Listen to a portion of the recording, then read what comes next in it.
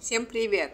Это вы удачно зашли, а я как раз приготовила безумно вкусный ароматный абрикосовый джем.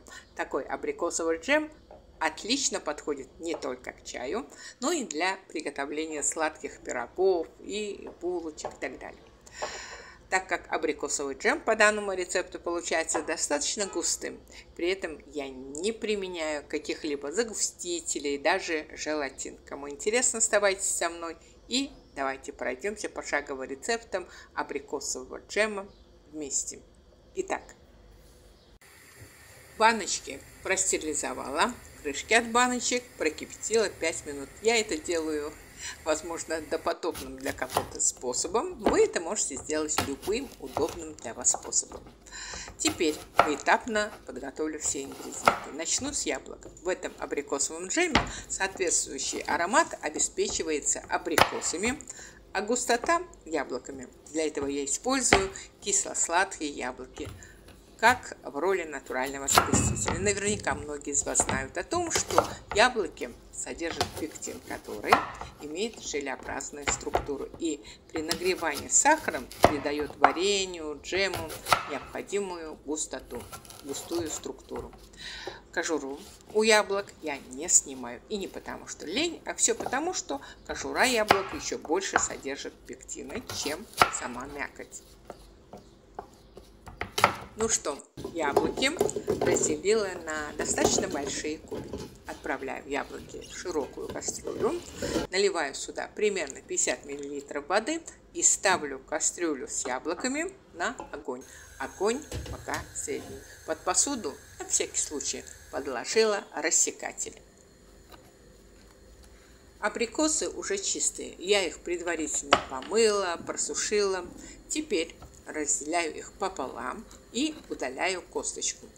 Для абрикосового джема подходят спелые ароматные абрикосы. Они могут быть даже чуть-чуть переспелыми, мятыми, но не гнилыми, естественно. Просто я хочу сказать, что не обязательно, чтобы они были отборными. Очищенные от косточек абрикосы собираю в глубокую посуду и пока оставляю их в сторонке. А за время, пока удаляла у абрикосов косточки, иногда мешала яблоки, чтобы дно кастрюли не прихватило. Провариваю яблоки 15-20 минут. За это время яблоки стали мягкими и чуть-чуть пустили сок. Отправляю к яблокам абрикосы. Друзья, на моем канале также есть рецепт быстрого приготовления абрикосового джема. Внизу под видео оставлю ссылочку на его видеорецепт, так что предлагаю туда тоже заглянуть. Каждый из этих методов хорош по-своему, и конечные продукты имеют свое применение на кухне. А я пока мешаю все и отправляю в кастрюлю треть сахара. Я это делаю на глаз, но при желании можно четко разделить сахар на 3 равные части. При необходимости огонь можно чуть-чуть убавить. Ориентируйтесь по своей плите. Да, еще такой момент. Посуда, в которой варится абрикосовый джем, должна быть достаточно большой и широкой. Это потом, когда яблоки и абрикосы немного уварятся, места в кастрюле будет достаточно. А вот изначально фрукты очень много занимают места. Так что это надо бы учесть обязательно. Казалось бы, мелочь, но достаточно существенный момент, иначе вам потом придется перекладывать содержимое из одной кастрюли в другую. Это создает кучу проблем. Теряется очень много времени. А зачем это надо? Ну что, идем дальше. Довожу абрикосовый джем до кипения. И с момента первых пузырьков варю абрикосовый джем 15 минут. За это время они стали мягкими. Теперь можно пропустить джем через блендер. Если нет блендера, то можно пропустить проваренные фрукты через мясорубку. Раньше только так и делали, и все было нормально.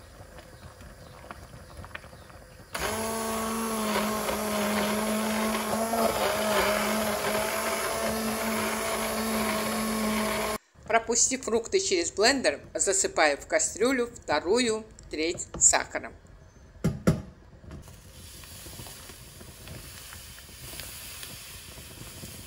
Периодически помешивая, довожу абрикосовый джем до кипения. С момента появления первых пузырьков провариваю джем примерно 15 минут. Засыпаю в кастрюлю пол чайной ложки лимонной кислоты и остаток сахара. Ну что, приближаемся к финишной прямой. Довожу абрикосовый джем до кипения. С момента появления первых пузырьков варю джем еще 15-20 минут. И вуаля! Абрикосовый джем готов. При желании можно пропустить абрикосовый джем через сито. Я этого, как правило, не делаю. Просто не вижу в этом необходимости. Еще в горячем виде собираю абрикосовый джем по банкам. Из указанного количества продуктов у меня получились ровно 4 700-граммовых банок. У меня как-то глаз уже набит.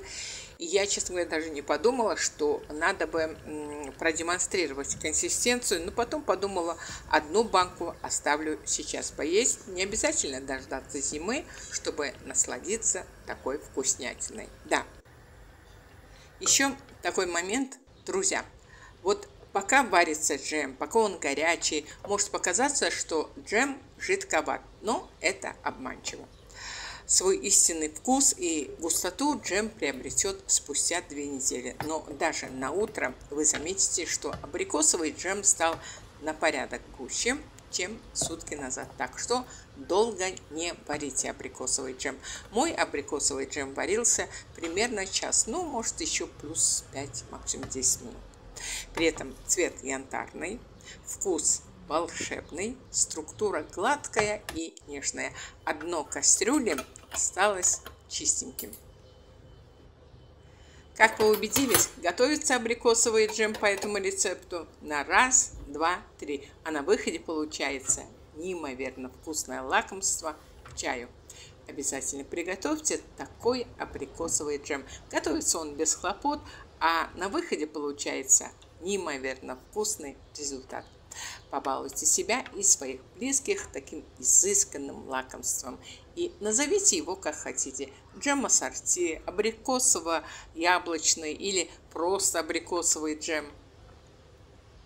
Я по ходу туго закрываю банки и отправляю их под теплый плед. Через сутки достаю банки с абрикосовым джемом и отправляю их в веранду.